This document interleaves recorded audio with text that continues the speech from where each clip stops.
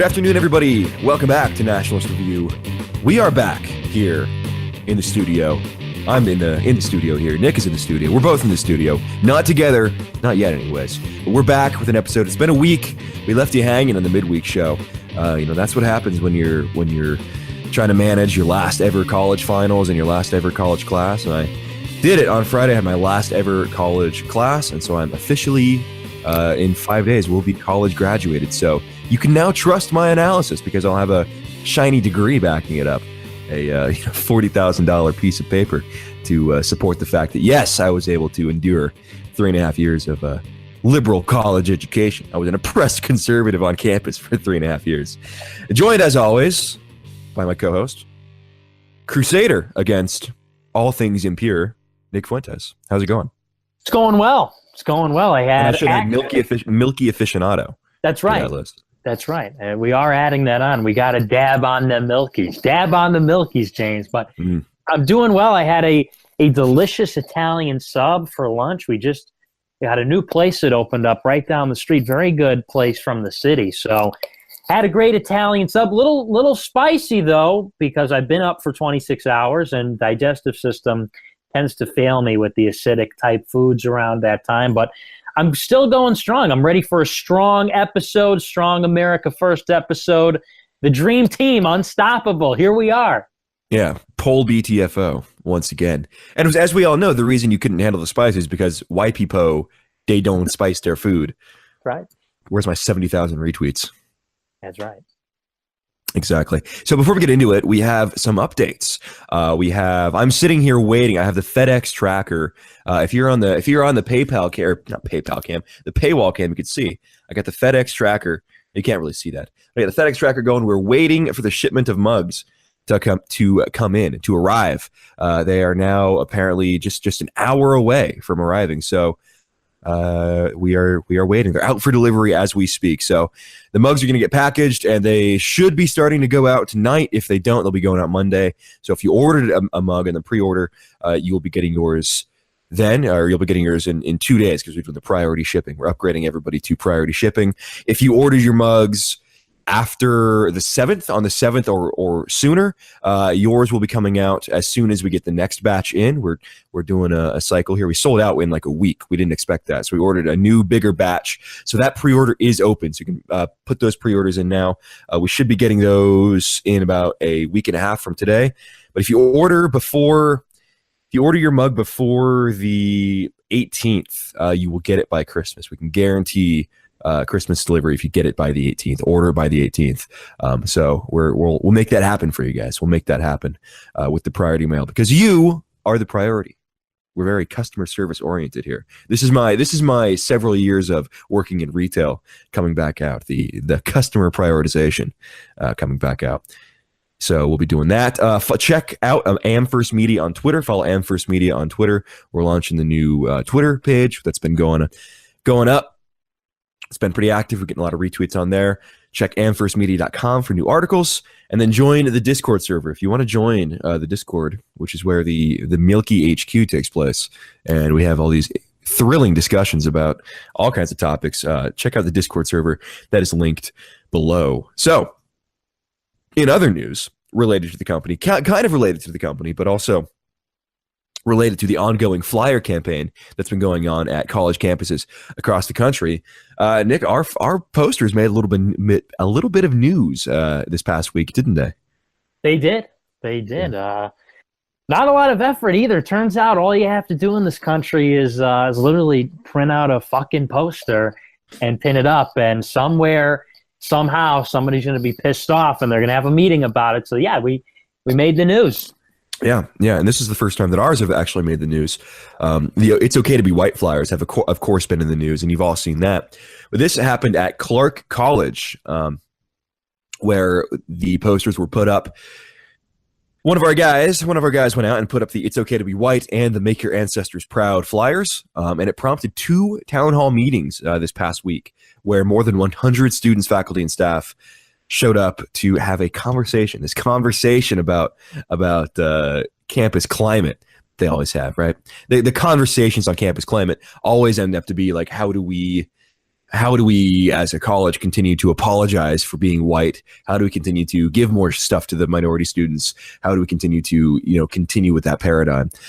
So it was co-facilitated by this lady who runs a foundation that specializes in giving voice to marginalized communities in Southwest Washington. Wow, what a brave line of work. I'm sure her PhD in social work was really necessary for that venture. And then it was also run by the college, and people were saying they don't feel safe. They feel unsafe. They're made unsafe by a flyer that says, "Make your ancestors proud." And she says, "I want a better world without threats from these fringe groups." Again, the fringe content here, the fringe discussion is it's like saying "make your parents proud." Now, Jordan Peterson might object to that because it's collectivist, but there's really no rational or reasonable objection to somebody saying "make your ancestors proud." Yet they continue to overreact to it. Yeah. Well, I mean, it just goes to show how defensive they've become. It just goes to show, I think, how bankrupted their kind of like implied moral high ground is on this issue, where I think for a long time, the left was winning the cultural war. They were winning the broader war in the dialogue, in the sense that they were able to push these extremely racialized messages, these extremely charged, racialized, ideological messages in football, in media, in culture, in school, all across the board. And people basically just accepted that. I mean, like, all these narratives that they pushed that were not really questioned, that everybody took as mainstream or as the default position is pretty standard. I think now you're starting to see some pushback, only because they've gotten too aggressive, I think, about it, or maybe too defensive, in the sense that if we even do put up a poster that says something as benign as be proud of who you are, make your ancestors proud, and they want to take it down and they're very trigger happy about that, I think it's doing a lot to kind of, for them to cede that high ground that they had, to kind of concede that implicit kind of subtle nature of their message. They've basically given away the implicit, and they are now moving into a territory where they're now just explicitly anti-white. And I don't think they've really calculated what kind of a problem that's going to be for them. I think that's going to be really a death blow once white people start to wake up and see this is explicitly against our interests, and right. That'll be devastating. Yeah. Well, and that's increasingly happening. And people will see this. They'll see a poster that says "make your ancestors proud," and it's okay to be white. And they'll see these people, these professional victims. That's what these people are, who run these like advocacy groups and who are like professional diversity coordinators or whatever. They're just professional victims. And they'll see them freaking out about this kind of stuff. And they'll realize that, yeah, this is against me. This is anti-white. This is targeting me, because these posters are not saying like it's better to be white. They're not saying it's only okay to be white. As we all know, this is why this propaganda is so effective, because it baits them into having a meltdown over something so benign. So, yeah, I mean, this can only work and serve to red pill more people and to make more people aware of the status of race relations. So this is definitely a good thing. This can only, in my opinion, I can only see this as a good thing. And so we encourage people to keep doing this. We're actually going to put the posters, we should have done this earlier, we'll put the posters up on the website so you can download the high quality version and the full resolution version of the poster. And so you can get that. And if you want to print it out, post it somewhere where it's legal, of course, only where legal and approved. Don't break any rules on our behalf, of course, but go put them up and replicate this same phenomenon, because this is what we're talking about. This is what is effective. This is what brings people over and makes people aware of the double standard that exists. I mean, because they spend millions of dollars. Colleges spend millions of dollars every year to tell minority students it's okay to be black, it's okay to be Hispanic, it's okay to be Asian. But the second some individual puts up a flyer that says it's okay to be white, that's like a hate crime. Right. So the college is okay with spending, this is very basic rhetoric, of course, but the college is okay with spending millions of dollars telling minorities it's okay to be who they are. But the second a underfunded minority, white people, or underfunded plurality, underfunded whatever your school's demographics are, goes out and says it's okay to be us too, they push back. They cry out in fear as they strike you. Right. So yeah. Interesting. Very interesting. Yeah, I mean, and here's the thing. Here's, I think, what the left doesn't quite understand, and this is to our benefit. The left doesn't understand how much they need white people. The left has basically decided that because we were on this trajectory for a long time, where whites were on the way out. I mean, remember after election night, that black commentator on CNN who said something to the effect that it's not a question of if there's going to be a funeral for white people, but how long and painful it's going to be. And I think a lot of these lefties, I think, really got sold on this idea before it actually came to fruition. And I think they jumped the gun on it in the sense that the country is still 67% white. In the sense that if we won 70% of the Hispanic vote in 2012, we still wouldn't have won the election. But if we won maybe 5 or 6 or 7% more of the white vote, we could have won. And I don't think Democrats understand that. I don't think they understand that the white vote is still the most important. We are still the majority. And people are not totally sold on the left-wing agenda, the left-wing narrative. And I think that's a result of the fact that Democrats are insulated. They're in the bubble. You know, that was the talking point after 2016. But they've kind of fooled themselves into thinking that they're on this inevitable path to white genocide and to this multi-ethnic orphanage that they want the country to be. And they're letting the game get away from them. They're jumping the gun on this. And as a result, they're very precarious and fragile hold on power, which it is very extensive, but it is very fragile because it is so broad and their ambitions are so great. They're losing their grip on it because they were too ambitious. They thought they could have it all and gloat, and I think they gave away their hand. So right, and they only talk to other people like them is the thing. Right. Like they only interact with other people who are on the left spectrum.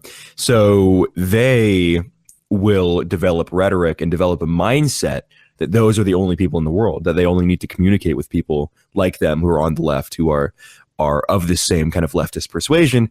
And so they kind of forget how to talk to regular people. They forget how to talk to the regular, average Joe out there. And this happened in Clark County, Washington, which is Southwest Washington. That's by Vancouver. And Vancouver has some of the largest like military population on the West Coast. It's a military town, Vancouver is. And so it's going to be, and that's Congressional District 3, I think, which is a Republican district. So, I mean, the people around there are red, right? It's a red district, red area. And they're coming out, these Democrats are coming out and saying, oh, it's not okay to be white. It's not okay to be proud of your ancestors. Like you're dealing with a population that is vehemently opposed to those ideas. That's vehemently opposed to your ideas, the leftists. And if they forget how to talk to these people, you're right. I mean, their hold on power is very tenuous, and they have the numbers, but they just don't have the right kind of people to support them. They don't have the right. They don't have the productive members of society. They have, these colleges are mills for the gender studies majors, for the race studies, ethnic studies majors. So they have a lot of numbers of those people, but those people don't have the same institutional power. Your run-of-the-mill gender studies degree recipient doesn't have the same institutional power as like members of the military or right-wing people who have degrees in things that actually matter, like computer science or something. So they just don't have the support of the people that are really gonna make a difference. Right, yeah, and the populations that they do control. Sorry, even like working class whites, like they just don't have the productive people in society. They just don't have the productive people. Well, yeah, and like even the people that they do have, even the populations that they have, like with blacks, when they go 90% for Democrats, they don't turn out at the same rates that whites do. I mean, the people that they've put their stock in these are not winning populations. These are not winning people that are going to carry them into success. And I don't mean that any more than I mean that they've played a racial identity politics, which, like we've been talking about for the past couple of weeks, the coalition of the ascendant. I mean, these people are not united enough for them to put forward a common platform. These are not people that are going to be going to the polls, that are going to be campaigning. If they lose, for example, like public sector white people, if they lose union white people, which reliably not only vote Democrat and turn out to vote Democrat, but also are out there campaigning and watching the polls and doing all kinds of political favors. If they lose the working class, like you said, if they lose the working class whites, if they lose union whites even, I mean, the cost to them politically, I don't think they've seriously considered that, or at least if they did, I don't think they gave it the gravity that it deserves. They sold out like a solid part of the white electorate so they could edge out an additional 10% of the black vote, which is 14% of the population, and the turnout is much lower than whites. For an additional 15% of the Hispanic vote, which same thing, 27% of the population and lower turnout than whites. So increasing though, yeah. It was a big gambit. It was a big gambit. And I think, you know, the more Trump is working against it, the more we're seeing like that was just not a sure bet. The problem is, I mean, long term, that is a winning strategy based on America's demographic path. So we need to be cognizant of that, of course, and that as things stand now, in the next 10 years, when demographics are going to marginally change, then we can still have this conversation. But once we reach that tipping point, come 2035, 2042, whatever estimate you want to believe, it's not going to matter as much anymore because they'll just have the sheer minority number. Excuse me, the sheer minority numbers to carry their people to victory. It is interesting though when you think about like what I think about when I was growing up, you would see the pictures of like left-wing protesters or like liberal protesters, right?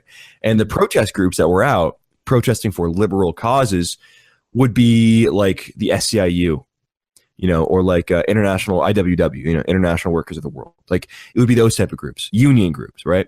They'd be bringing out the working class, like white people, union members to protest against, Republican taxes or whatever.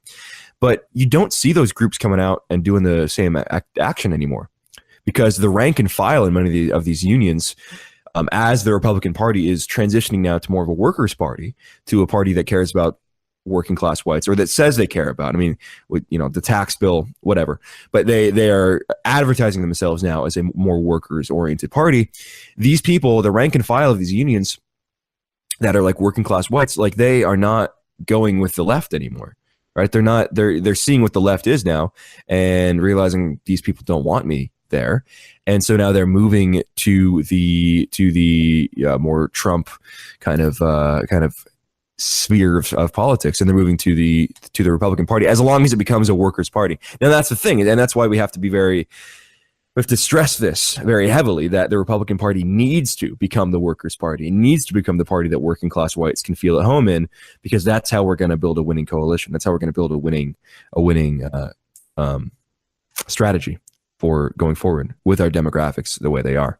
Yeah, you're right. I mean, that's the only way. And you bring up a good point. It's true that in the long term, it is a winning strategy, but the most crucial years are these years, the years that were inaugurated by President Trump's election, the years interceding this kind of like awakening of a white consciousness, which I think that was the election of Donald Trump, was the awakening, and the tipping point. I mean, that is the period during which the Democrats are the most nervous, and we should be the most aggressive, because, before that, people were not aware of it. And so it kind of went along uncontested under Republicans and Democrats.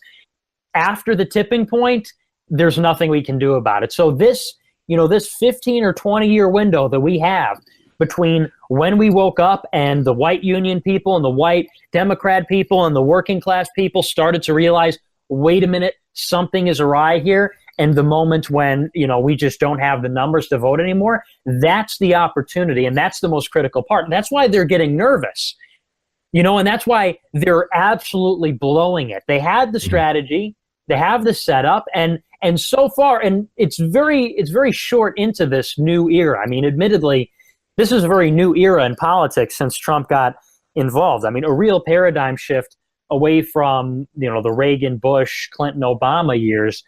And with as little as we've seen so far during the election, and in less than a year after the election, or actually a year after the election, less than a year after the inauguration, they've been blowing it. I think they've really been messing it up.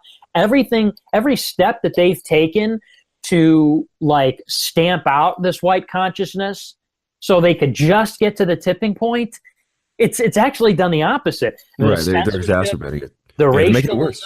the mainstream. Yeah, exactly. So I really think that, and this is a big lesson to the black pillars, people who are saying it can't be done.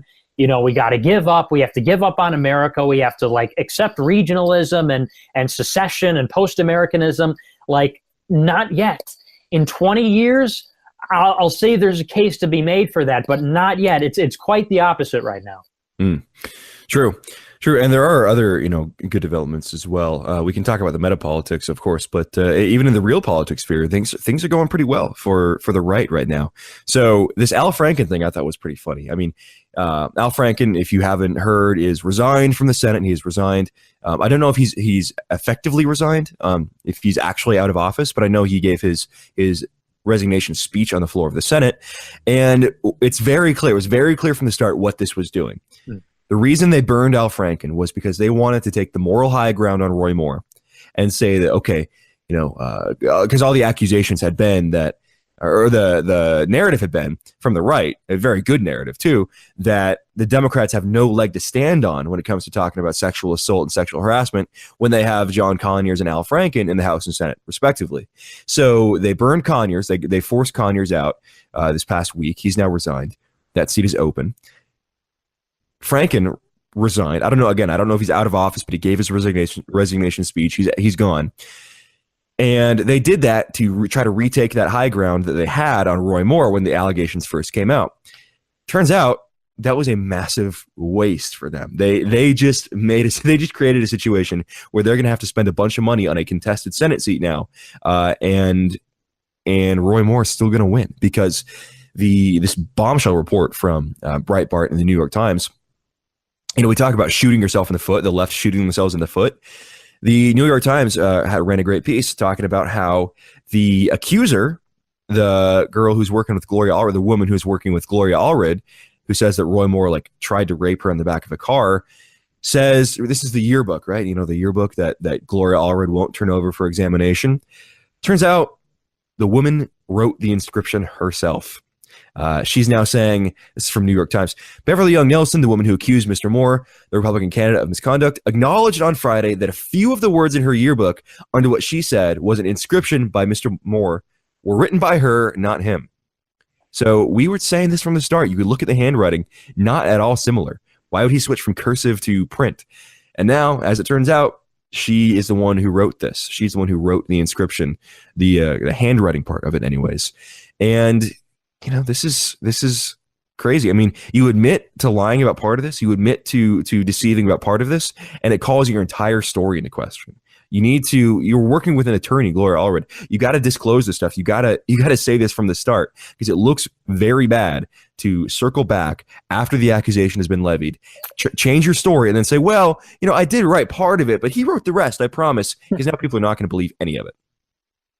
Yeah, well, I mean, this has been kind of like the year of Fox News in the sense that every talking point that we had been saying about the Democrats for 8 years under Barack Obama has proven true, and to insane proportions, unbelievable proportions, in the sense that we are a year out after the election and the Democrats have no credibility, in the sense that John Conyers, Al Franken, number one, they're accused of sexual assault. I mean, that was what the Democrats essentially ran on last year, was Donald Trump's a sexist, and, he said grab him by the you-know-what, and now they're accused of sexual abuse. Then they forced these two guys to step down in what was a political play so that they could probably force Roy Moore to resign or to maintain the moral high ground. Obviously, that didn't work. And then the cherry on top is that they fabricated the entire scandal out of thin air with Roy Moore in the first place. Gloria Allred, she was the same one that brought those allegations against Donald Trump 4 weeks before the election in 2016. And so you see this with Roy Moore. You see this with the special counsel with Robert Mueller. You see this with Hillary Clinton. I mean, just at about every single level, the Democrats are completely losing their legitimacy, completely losing their credibility. And I don't think we could be in any better of a position in 2018.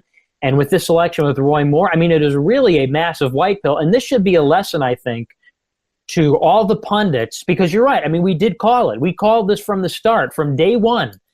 We said that Roy Moore was innocent. We said to stick by Roy Moore. And this should be a lesson to all the pundits that, look, if you tell the truth, if you say what you think is true, you will be vindicated. You know, if everybody looked at what the Roy Moore scandal was when it first came out in November, it was bullshit. 4 weeks out from this insanely significant election, or not insanely, but I mean a very significant election, 4 weeks out, and you have this convoluted allegation, this convoluted cabal of sexual assault accusers, 4 of them anonymous, from the Washington Post, the same paper that endorsed Doug Jones the week before. Some of the accusers had worked for Bill Clinton. I mean, it was total BS. Nobody was willing to give him the benefit of the doubt and say, you know, let's wait for some hard evidence. Let's wait for witnesses or police reports or documents or anything. So many were so quick to jump the gun because they wanted to virtue signal. Right, and then all the documents turn out to be fake. All the witnesses at the time turn out to be like a friend of a cousin of a friend who knew somebody who worked at the mall who said he might have been banned. It's like all this stuff, some evidence that was supposed to be a kill shot comes out, and it's all garbage. And I'm reading through some of the polling. So I'm gonna do this I'm gonna not drop my microphone first of all. I'm going to do this for a video on my channel because I think it is important for people to understand. But I'm going to apply my political science degree here that I'm about to have in a couple of days to help you understand the polling, because there's a lot of polling. I mean, people remember the NRSC poll that came out that said Moore was going to lose by like 15 points. There's a lot of polls out there, and a lot of them are bullshit. Okay, so when you read a poll, you have to understand what you have to look at. You need to know what to look at when it comes to these polls. So you can go to Real Clear Politics or something, and you'll see they aggregate all the polls. So I'm looking at this one now from Trafalgar Group, okay, which leans Republican. It has Roy Moore 48, Doug Jones 41. Okay, +7. That's a good margin. But you look at this poll, and it doesn't have any information about the other questions asked, about the demographics, nothing. So while that is a poll that's favorable to Moore, I don't quite believe it because it doesn't have anything to support it, right? There's no reason to believe it. Now, I can believe those are real numbers, but it doesn't have any backing behind it. But you look at a poll like this one from Gravis here, and they did a variety of questions. They asked, how likely are you to vote in the election? What is your approval of Trump? The House of Representatives, generic ballot, Trump favorability, all these things. And on this, you can see this poll seems more legitimate to me because they ask these other questions and because the answers to these questions align with what we know about Alabama. So they ask, for example, in this Gravis poll, say, will you vote for a Democrat or Republican for the U.S. House in 2018? Democrat 37, Republican 52, uncertain 11. So what you get there is you see that, okay, this is showing that this sample that was polled is about 52-37 Republican. That's actually lower Republican than you would expect in Alabama based on the 2016 election. But you can tell it's got some more legitimacy behind it. Now, what I found interesting about this poll was the favorability of Moore and Jones. And Roy Moore, remember, and you've been seeing it happen in real time, he's been thrown through the ringer with the sexual assault stuff, these allegations, everybody condemning him, the GOP condemning him, the Democrats condemning him, all this pressure to back out, all this pressure to resign. His favorability numbers are 31 plus 14. His favorability is at 45% favorable. Doug Jones' favorability is exactly the same, 45% favorable. The unfavorability, it's funny, unfavorability is higher for Doug Jones than it is for Roy Moore. Of the electorate, 50% of the electorate has an unfavorable view of Jones, 49% unfavorable towards Roy Moore. So these allegations, they didn't work. They didn't stick because Moore doubled down, because Moore fought through them, just like Trump did. This is sending the message and setting the precedent for all future Republican candidates who get smeared with allegations like this. If they're not true, just blow them off, power through, ignore them, or ignore. Don't ignore them. Fight back. Don't let them get you down. And of course, this poll shows Roy Moore with a 49-45 lead over Doug Jones. So I'll back off my very bullish prediction I made earlier about about who's going to win, about the margin, but I do think Roy Moore's still going to win, probably like 54% of the vote down there in Alabama. What do you think? Yeah, I don't know about the margins, but I definitely think it's inevitable that he's. No, it's a done to deal. win. Yeah, it's a done deal. Especially with this news today, dude. This is a done deal. Yeah, and you could tell just by the way everybody's reacting to it. I mean, Mitch McConnell saying, "We'll let the people decide." RNC opening the money back up. Trump saying to vote Roy Moore. I mean, I would venture to guess that they have internal polling that they're not releasing, but that says he's going to win. And it's no doubt because Doug Jones is like a progressive liberal Democrat. I mean, this isn't even like Joe Manchin we're talking about. This is like a pro-abortion, like pro-Obamacare, progressive liberal Democrat. So, you consider that the last Senate race in Alabama, a Republican won by 44 points. And there's no chance in hell. It was a long shot, a miracle that the Democrats would have been able to pull this over. Even if the scandal stuck, even if Roy Moore didn't fight it or whatever. But now that he's fought through it, now that it's proven to be so, such a fabricated and artificial story, I mean, there's no doubt, I think, in anybody's mind that he's going to win. And Maxim Lott's betting market has him at, I checked last night, it was 76%. Predicted has him at close to 80%. So yeah, 79 right now, predicted. Yeah, I mean, and the market shot up like 5 points after this Breitbart story came out. Yeah, and you're right. I mean, this will set the precedent for all future GOP candidates. I think it only took one. It only took Donald Trump to show that it was possible, and then it took the Montana special election to prove that it wasn't a fluke. And I think this again proves that it wasn't a fluke, and this will set the precedent. And to prove that you can body slam soy boy journalists and get away with it. Yeah, right. And it'll be less of a liability than Mitch McConnell, less of a liability than the GOP is down. I mean, it's really remarkable stuff. So I'm very white-pilled about the future of the party. People should not be so quick to throw the baby out with the bathwater. I think we really have potential here. And that's all it is at this point, but that's not to be understated. There is potential. Well, and the people who are going to rise throughout this vehicle, this Republican Party vehicle, it's going to be people with fight in them. It's going to be people who are willing to fight. It's not going to be the cucks. Like, there's not going to be like a new Jeff Flake. There's not going to be a new John McCain. These people just are not fundamentally going to be accepted by the people of the party anymore, because we know what electing people like them gets us. It gets us nothing.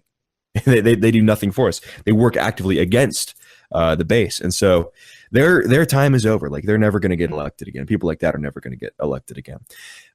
So speaking of people who might get elected again, Donald Trump, if he runs again, actually BTFO CNN this week with this fake news stuff about the WikiLeaks emails. Now, this is from foxnews.com. President Trump on Saturday slammed CNN for a mistake in a recent report on Russia meddling, saying the cable TV network was caught red-handed disseminating fake news. CNN slogan is CNN, the most trusted name in news. Trump tweeted, everyone knows this is not true, that this could, in fact, be a fraud on the American public. There are many outlets that are far more trusted than fake news CNN. Their slogan should be CNN, the least trusted name in news. Kind of boomer bants there from Trump. Nice seeing him take the fight to CNN. The tweet came one day after CNN reported that the president's son, Donald Jr., and others on the Trump presidential campaign received an email on September 4, 2016, telling them in advance about the release of some yet-to-be-published WikiLeaks documents. These included emails from the DNC. However, the date was erroneous. The email, in actuality, dated September 14, one day after the WikiLeaks document dump. So CNN reported that WikiLeaks had tried to initiate collaboration with the Trump campaign. Even if that were to be true, that wouldn't be criminal or unethical. Like, they got emailed. We get emailed crazy stuff all the time, as we've talked about. Like we get emailed crazy stuff all the time. Doesn't mean we're complicit in it, right? Doesn't mean we're involved in it. But their report wasn't even proper. Like, they got the wrong date even too. So these people are incompetent. Like, the media is thoroughly incompetent. In a tweet on Saturday, the president, that's this morning, also criticized ABC News and reporter Brian Ross for a recent incorrect story that Trump, as a candidate in the 2016 White House race, had illegally instructed campaign member Mike Flynn to make contact with Russia. We talked about that last week. Of course, that contact was initiated after Trump was elected. That's like literally what you're supposed to do. It's what incoming diplomats are supposed to do. It's their job to regulate and normalize relations with other international powers. So Flynn got fired for doing his job. He didn't do nothing. Yeah, rough week for the media. The media has taken several L's this past week, and it just continues to show why nobody trusts them. Well, yeah, nobody trusts these people. It's not even like big mistakes. It's not even like these things were not preventable. These were like typos. This was things that could have been fixed if you had good standards and good practices in place. If you had like a legitimate news organization. I mean, like you said, with I think it was not to cut you off, but I think it was more nefarious than that. I think they're trying to slip things in that are nefarious and then say, "Oh, it's just we just messed up the date."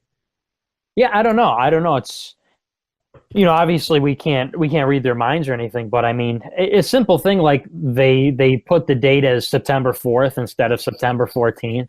Or like the guy tweeted out candidate Trump instead of President-elect Donald Trump. And I mean, yeah, it could have been them making it up. I tend to give them the benefit of the doubt only because, like, I mean, those things could be typos if you're not paying attention. But I mean, either way, it's unacceptable. Either, and what kind of a position are you in as news media that either you are such an unserious media company that you have like 3 horrible typos, 3 horrible, like, boneheaded mistakes in 1 week, or you're such a malicious, dishonest news agency that you deliberately misreported 3 different things. I mean, that's at the point we're at with our media, and I think even like the left has to understand that you had the CNN thing where they misreported candidate instead of president-elect.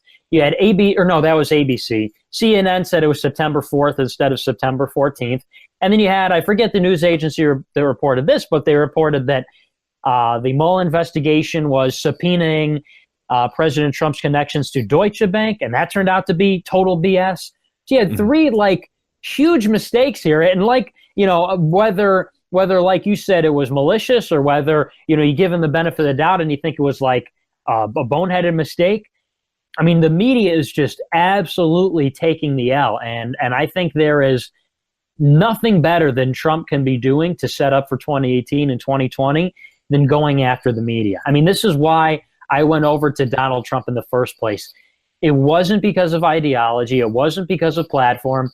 It was because what I understood first about Trump was that institutionally, he was going to go in there like Ted Cruz couldn't, like Marco Rubio couldn't, and he was going to shut down all of these forces that are a constant, that no matter who is president, would be thwarting our interests. So, I mean, this is really a big deal. And again, I mean, I think a lot of it has to do with the strategy where either he's getting in their head so much they're effing it up or they're getting desperate. But this is working. The war against the media is brilliant. It's working. And I think this is among the best things he can be doing to set up for the next 2 election cycles. Yeah, definitely. And there's a good piece over at Daily Caller by Peter Hassett over there at Daily Caller. And they go through like all of these incidents where the media has messed it up big time in 2017, whether it's the Comey testimony story, CNN running the story on June 6th that claimed former FBI Director James Comey would use his testimony the next day to refute President Trump's claim that Comey had assured him 3 separate times he was not under FBI investigation. That story was debunked the same day when Comey's prepared remarks were released to the public, showing that Comey would actually confirm rather than refute Trump's assertion. That was from Jake Tapper. CNN smearing Scaramucci, the mooch, when they erroneously claimed that he was the subject of a Senate investigation for his ties to Russian bankers. Turned out to be totally not true. The Republican dossier stories. Of course, this Pissgate dossier that was big, that they were trying to report as a big major story, that BuzzFeed was implicated in promoting that. Yeah, no, like every time the media tries to overplay their hand here, they lose and get punished for it. So good news. Let's finish up here with this one story out of the Supreme Court. Bake the cake. Remember the old meme from 2016 election against the libertarians, the so-called libertarians who demanded that the gay baker bake the cake. in violation of freedom of association. It's looking good for the free association case with the Supreme Court. The one that is currently before the court is, I believe it is a baker who refused to bake a gay wedding cake, and he was sued and effectively put out of business for making that refusal. But it looks like he is going to be prevailing at the Supreme Court. The ruling has not come down yet, but the testimony and the questions from the justices in the transcripts that have been released are indicating that Kennedy will be siding with the conservative majority on this one. So good news. And the leftists are freaking out too. They're trying to say that so they're trying to compare this with like denying goods or services to African Americans, women, or the disabled, which, I mean, we can make an argument about free association laws. I don't know how libertarian you are with free association laws, but I'm for full repeal of laws that infringe on the First Amendment right to free association. What do you think about that? Yeah, I agree. I mean, it's high time we repeal the Civil Rights Act of 1964 because it violates the First Amendment freedom of association rights. The private component, yeah. I mean, as far as government goes, yes, I agree with what the Civil Rights Act did to prevent government discrimination. Yeah. But between private individuals, I mean, if you don't want to do business with somebody, then you shouldn't be forced to. Right now, we're in a weird position where the only way you can not do business with someone is for like ideological. Mm-hmm. Your ideology doesn't align. Well, I mean, that's often used as a proxy for other things, right? That's used as a proxy for sexual orientation, or a proxy for gender, or a proxy for religion, or if you go to a Muslim bakery and you say, "Hey, bake me a Christian a cake with a big old cross on the middle," many would not do that. There are many bakers that would refuse to do that, and that's religious discrimination. But they can say, "Oh, it's my right to do that because of ideology." Well, we're in this weird position where it's allowed in some instances, not in some other instances. I agree. It is high time we repeal the private components of the Civil Rights Act. Fun fact, I was on the College Republicans National Platform Committee for a while, and I was booted by big man Chandler Thornton, the soy boy, lard ass himself. I don't want to say mean things about Chandler personally, but I shouldn't say that. He's a system, a puppet of the system. He booted me. He gave me a call. He booted me because I said on Facebook, I asked the question, is it time to repeal the private component of the Civil Rights Act? I got a call like 15 minutes later, like, "Oh, sorry, man, but that's too controversial for us." Like, okay, like Rand Paul was talking about this in 2013. It's not that controversial. Yeah. Well, I mean, it's just become very clear that very few people have these rights in the country. I mean, it's become apparent with the whole homosexual question and with regards to marriage, or the marriage industry, where you have the florists and the bakers and everything else, that it's become about bullying Christians. Because, I mean, let's be honest, gays do not seek monogamous relationships. Gays do not want, I mean, that's the axiomatic. I mean, that's the original sin of the entire argument was gay marriage was a Trojan horse, a cultural Trojan horse, to say to the Christian God-fearing American public, look, these people, they're just like you. All this degenerate, deviant, alternative lifestyles, they just want to love each other. They just want to get married just like you, but they don't want that. I was looking at a study the other day from San Francisco that was done in 2013 that said that 50% of homosexual monogamous relationships did not believe in strict monogamy in terms of their sex life. They supported an open relationship. And they said that number could have been as high as 75%. And of course, that's reflected in the rate of new cases of HIV and AIDS and everything else. And so, I mean, that's number one, is that the whole marriage thing in general is never about that. Number two, I mean, we never hear this question raised in regards to Muslim bakers, because you would get a homosexual couple would readily get denied by Muslim bakers. And this has been done, I think, by Steven Crowder, and it's kind of a basic bitch thing, but it's true because it illustrates the point that it's never about like these poor gays, they just wanted to make a cake. It's always about, we just need to force Christians to accept this. We need to shove this in their face, and they have to submit. They have to bend the knee. They don't care that Muslims would reject this. They don't care that certain Jewish bakeries would reject certain cakes. they care that Christians are bending the knee. And so then it becomes a very fundamental point, like you raised about ideological discrimination, where a company like Twitter can say, we're going to take people off who we don't agree with. We're going to take people off who we don't like what they're saying, and you can be anti-white. But if a Christian baker or a Christian florist or whatever wants to live out their values in their business, that is a violation of someone's rights, and the government has to impose on them, these arbitrary standards. They have to put them out of business.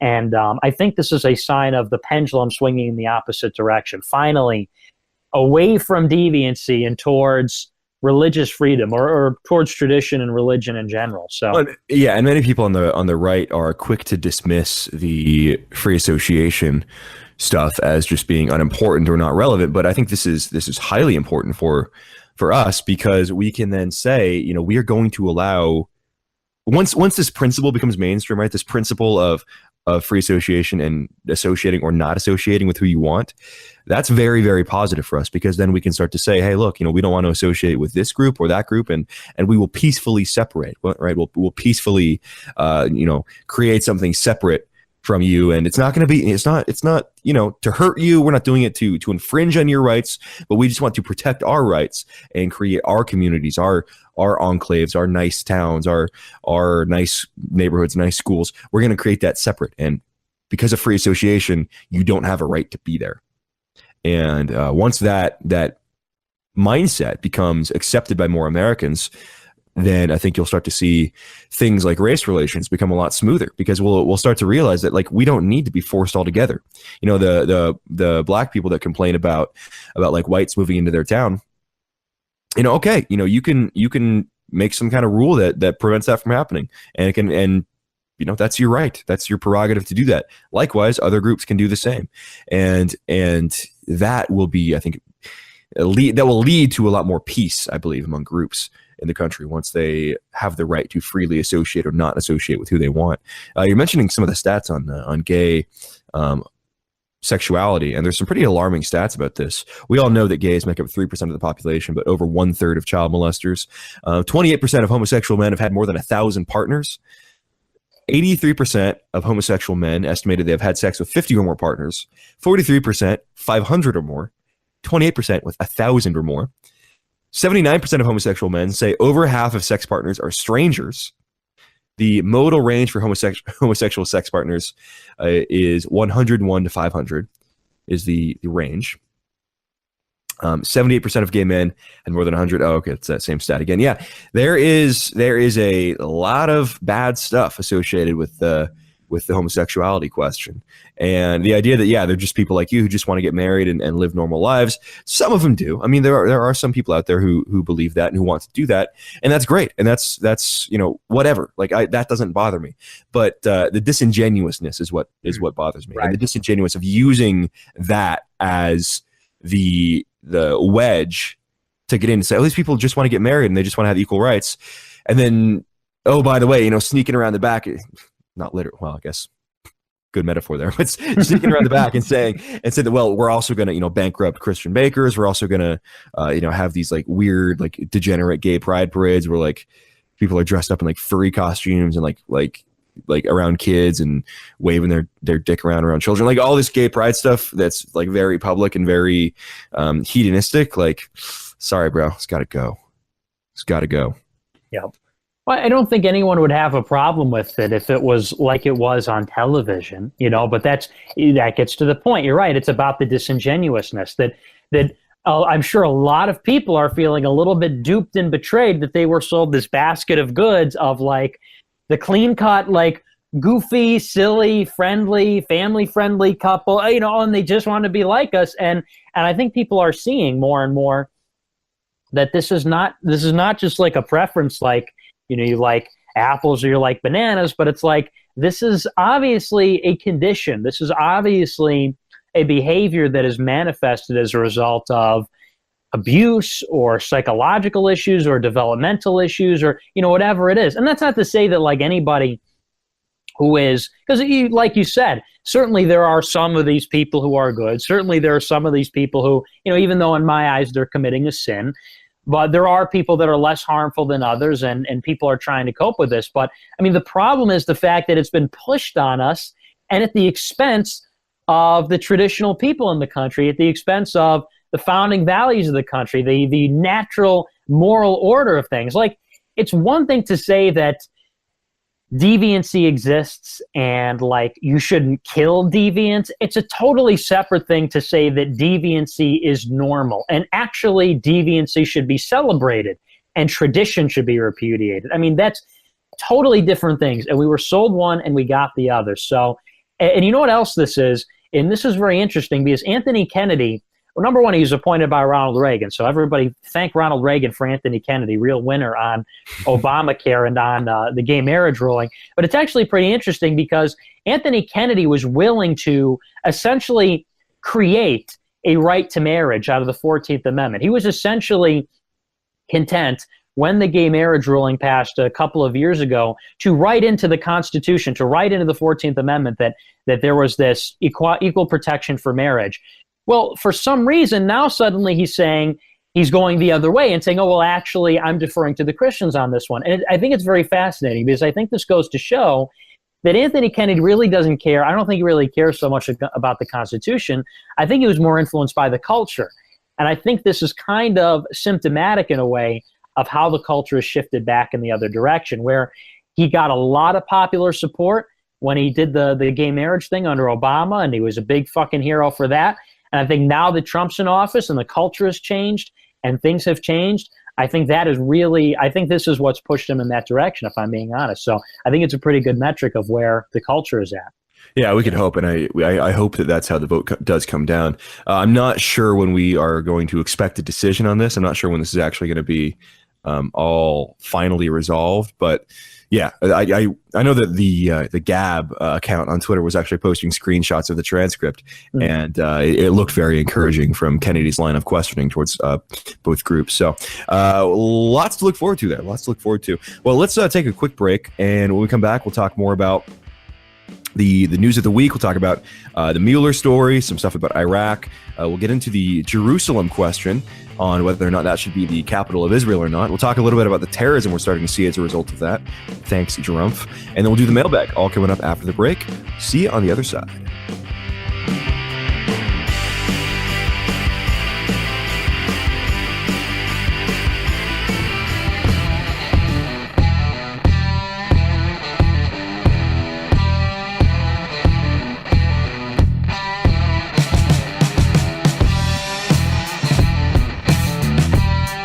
Welcome back. Hour 2 here at Nationalist Review. I know we promised a longer show this week, but there's just not as much to talk about in the news, not as much going on. But we will make sure to get you updated on some current events here, of course, in the second hour. International events to talk about, as always, or as usual anyways. And then we'll be doing the mailbag as well at the tail end of the program. If you're not a mailbag member, if you don't have access to the mailbag, that's because you're not behind the ever-esteemed and very exclusive paywall. So join the club over at patreon.com/America First Media. You get access to special Discord roles. You get access to the special voice chat hangout sessions that we do in the Discord, which are always a good time, always very illuminating over there in the Discord. And you get access to to watch the show live on Saturday mornings, watch the Saturday show being recorded live, and of course, access to the mailbag. So all of that for either $7 or $15 a month. 15 is if you want to watch the show live, $7 just for the mailbag and the Discord role packages. And we, of course, appreciate everybody who helps us out and helps fund this operation. So head over to patreon.com/America First Media. Check that out. We're also still selling mugs. Our new shipment is incoming for the mugs. So head on over to amfirstmedia.com/shop. Get the iconic America First Media mug over there, amfirstmedia.com/shop. So, Nick, we got some international news and some of this Mueller news still to deal with here. So, what's going on? What's the latest on Robert Mueller? Yeah, well, they found out, and this is pretty great. They found out over the course of this week. You know, at the same time, we have the mainstream media misreporting 3 stories. There were, I think it was upwards of 4 or 5 or 6 people that had been found to have anti-Trump ties. They found this guy named Weissman, who originally they found him sending emails, a fellow white person, of course, Weissman, who was originally sending emails to Sally Yates, the outgoing attorney general, praising her after she declined to support President Trump's travel ban. They later found out, I think it was yesterday they reported it, that he was actually at Hillary Clinton's election night party in 2016. They found out two of the top investigators had given a combined $64,000 to Democratic presidential candidates, and that a couple of them have represented people connected to Bill Clinton and connected to Barack Obama. And then the last person, Peter Strzok, they found him sending anti-Trump text messages to his hubby in the FBI, a sexual partner in the FBI. And so basically what's been going on with the special counsel is after the four charges, or rather the four people that charges have been filed against, it had nothing to do with 2016 collusion. Right. And it seems like everybody that's running it is in Hillary Clinton's fan club. So, I mean, completely illegitimate. Interesting. Well, so is there, I was seeing some rumors that there is a plan to appoint a new special counsel even to start looking into these and start investigating these people and seeing if they are legitimate. There's a Republican push, I think, to establish a new special counsel. So what's the latest on that? I haven't heard anything about that, actually. I've heard just, vaguely calls for an investigation into this investigation. There's been a lot of criticism about this from people like Representative Nunes and some others about this, but I haven't heard about anything specifics. Interesting. Well, we'll see that. I heard that there was a push for a new special counsel to investigate these things, and I think that this would be a good opportunity for Jeff Sessions and for the president to appoint somebody to look into this and to be on the offensive, right? We've seen Sessions and Trump on the defensive a lot for this kind of thing, for this whole special counsel thing. Sessions seems to refuse to go on the offensive, and he always recuses himself, right? He recuses himself from everything dealing with Russia, which I think is kind of a mistake to be doing that. But we'll see. We'll see how this turns out. I think there's nothing here. There's obviously nothing here. There's obviously nothing going on. The big story was, of course, the Jared Kushner thing, right? How Kushner was lobbying Flynn to call the Russians to influence U.S.-Israeli relations. I have a story here from Al Jazeera. U.S. Special Counsel examines Trump-Israel relations. That ought to be good. The Israeli government has admitted to reaching out to members of Donald Trump's transition team last December before he was sworn into office. Now the special counsel in the Russia investigation is trying to determine if the Trump team, Moscow, and Israel joined forces to undermine the U.S. government. Ooh, boy. Israel undermining the U.S. government. Unthinkable. Closest ally. I couldn't ever see them doing that. No way. Well, I mean, yeah, it's kind of funny that the collusion they found was Israel. They went looking for Russian, they found Israeli collusion. So always a good day when we find these people behind these things, right? Yeah, the fellow whites. Hey, so I know that you were a little bit upset about the Jerusalem change. For those of you who may have not heard yet, Trump decided to acknowledge city of Jerusalem as the capital of Israel instead of Tel Aviv, which it was before. Now, this may just seem like a minor development that doesn't really matter, but Jerusalem is seen as the holy city in all three Abrahamic religions. It seems a very important holy city. And this is something that the Palestinian, the PLO, the Palestinian Authority, and Muslims across the world are seeing as a direct affront to them. And there's a real concern that this is going to inspire a lot of religious-based terrorism against Israel and against the U.S. for Trump's decision to engage in this. So, Nick, what was your take on the whole Jerusalem situation? I was kind of surprised by it.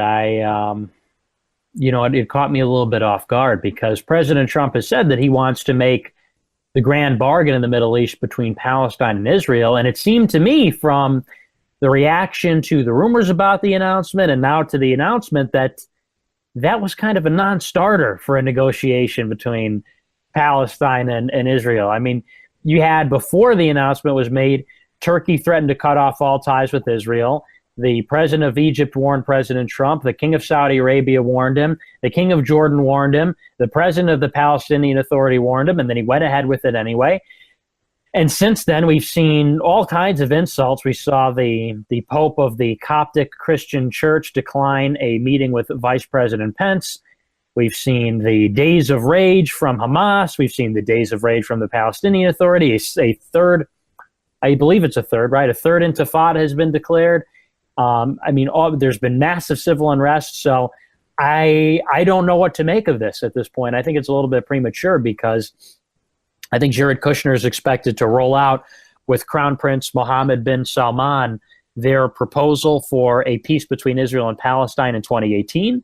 So I think we'll have a better idea of like what their calculus was leading up to this once we see that plan. But it's hard to peg. I think, might have something to do with AIPAC and setting up for 2018 because, if you look at what he actually did, he signed a waiver to move the embassy to Jerusalem, but he signed the waiver to keep the embassy in Tel Aviv for another 6 months. So while he said we're going to move it to Jerusalem, he signed the waiver to keep it in Tel Aviv for another 6 months. All he really did was make an announcement and say, we now acknowledge this is the capital of Israel and we're going to make accommodations to move the embassy. So, you have to think like if AIPAC said, if you make this announcement, we're going to give you tons of money. I don't know. I mean, maybe, but it's tough to say right now. It's really tough to say. That's outside the realm of possibility. What are you talking about? Wow. Can't imagine that. Can't imagine that. Yeah. It's the kind of thing that realistically, like, I get why it's upsetting and I get why people are mad about it. And I do understand that there is a large risk now being presented of blowback terrorism. And I do consider that risk to be unacceptable. I mean, this is not smart. This is, if there are any Americans that are killed in terrorist attacks or any Americans that have to go and fight in wars to, protect Israel or something as a result of this, I will consider this to be a massive failure because, again, it is very important to people in Palestine and to other Arabs across the region. So, look, it's igniting a powder keg. You're throwing a match in a powder keg. We're already seeing the riots in Palestine. We're already seeing that now Israel is, imagine my shock, ramping up their bombing of Palestinian territories and, right on cue. So it just further destabilizes the region. When you're trying to deal with a region that is very unstable, it is not smart or advantageous to continue to dump gasoline and then strike a match and, put your cigarette out in a pool of gasoline. Not smart. Yeah, well, yeah, you're right. And especially in the context of what's been going on, it's a little bit puzzling because you bring up instability, and this is probably the most unstable the Middle East has been, in 25 years. If you look at what's going on with regards to the Gulf states, with regards to the Arabian Peninsula, with regards to Syria and Iraq, what's going on in Afghanistan, what's going on in Pakistan, what's going on and now in Israel. I mean, really, there is not one country in the Middle East, I don't think, that's been affected by this instability. I mean, Syria and Iraq are recovering their gains from ISIS, but now they're fighting with the Kurds. And Saudi Arabia is fighting with Iran, and they're fighting with there's a rebellion going on in Yemen, one of the worst humanitarian disasters in a decade. You have Qatar, who's being alienated or ostracized from the Gulf states. You have Lebanon being taken over by Hezbollah. You have this refugee crisis in Jordan. And now of all times, they're going to declare Jerusalem the eternal holy capital of Israel. Like, why? Why did they do that? And, I'm sure there's a reason. And I guess we'll just have to see why. I'm sure, as we see the situation unfold, it'll become apparent, like, what the play is here. These things don't happen randomly, but it's fucking weird. I don't get it yet. Well, the angle, right? And the angle that I saw on Twitter a little bit was that this is actually an anti-Semitic attack by Trump. This is the meme because now that Israel is going to be involved with more terrorism and more terrorists are going to be attacking Israel, people are memeing that Trump did this to get Israel attacked, which is goofy meme, but funny nonetheless. I just saw this on Twitter. Remember that kid, that Spencer Rapone guy, the Army infantry officer who had the "Communism Will Win" hat and the communism t-shirts and stuff. At the Navy Army game, the football game every year, a bunch of the Navy guys brought a banner that says "Not Communist" as a way to push back at Army. Nice, yeah, take that. So, good stuff. Yeah, it's funny. It's funny that you can get into the military, be an Army officer as like an open communist, but if you have a history of right wing right-wing politics, they will, look disfavorably on that.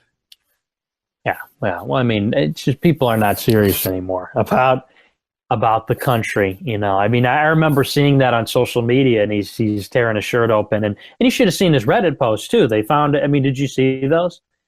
I did not.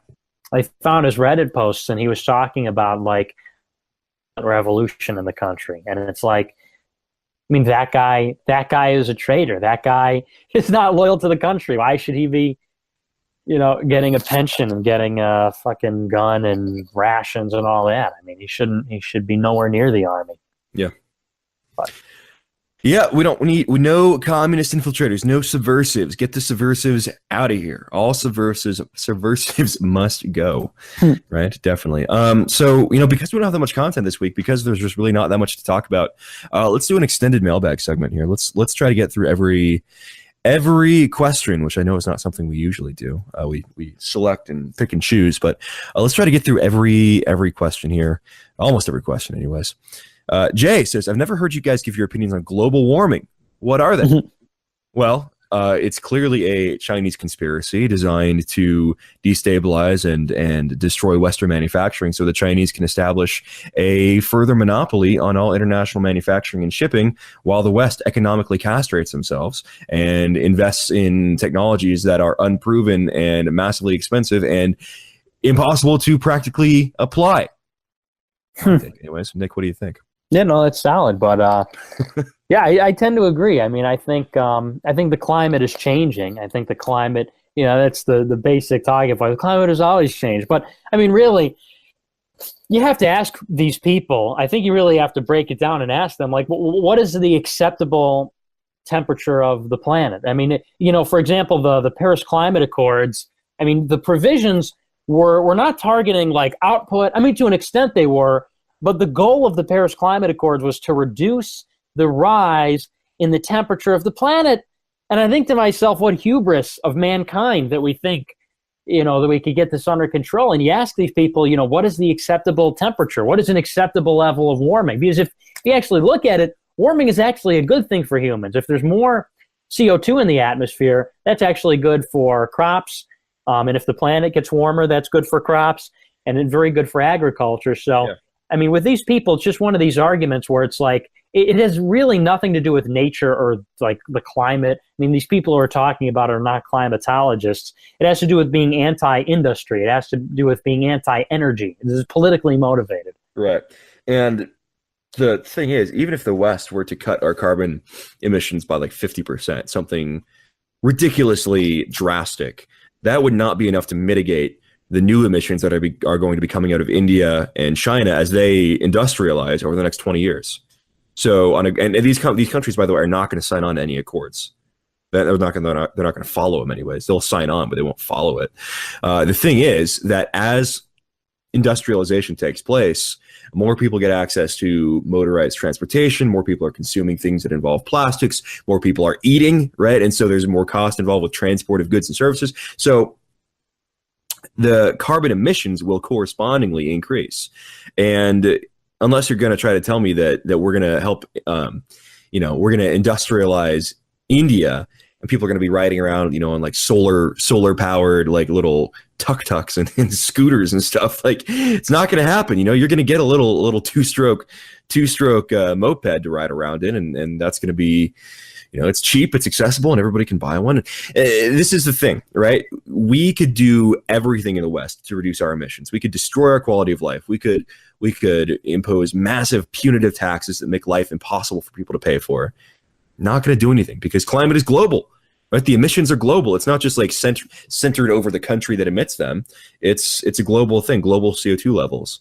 So anything we would do would not be enough to mitigate it. Secondly, there's a process that you have to go through when you're talking about what we should do about climate change. The first question you have to ask, and I've done a video about this before, first question you have to ask is the climate changing?